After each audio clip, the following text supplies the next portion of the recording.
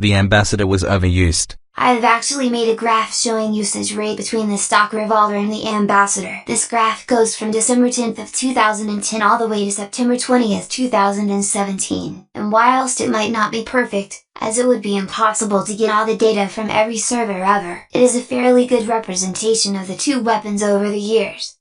And surprisingly, the two revolvers were pretty neck and neck, hovering around the 35 to 40% mark. Then why did it feel like the ambassador was so overused? When a spy is using the ambassador, they are more likely to shoot people instead of going for backstabs. They are more likely playing gunspy and practically screaming at you what revolver they are using. Meanwhile, if a spy was using a different gun, then it was more likely that they were going for backstabs and playing knife spy and not advertising what revolver they are using.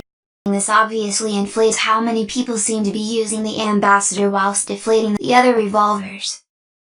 A similar effect can be seen with the kunai. How often do you think the kunai is used? Certainly feels like it's one of the more common knives, and yet if you look at the statistics of usage, the kunai is consistently the least used knife by a fair margin. Also, how many of those using the ambassador were really using it to its fullest potential, rather than missing every shot before dying?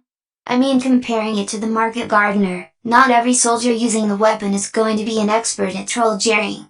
Lastly, usage rate doesn't particularly matter. Many weapons may feel overused, or underused, especially when you play only a small amount of maps or on a small amount of servers, or only play competitively or casually, or only play from certain locations in the world.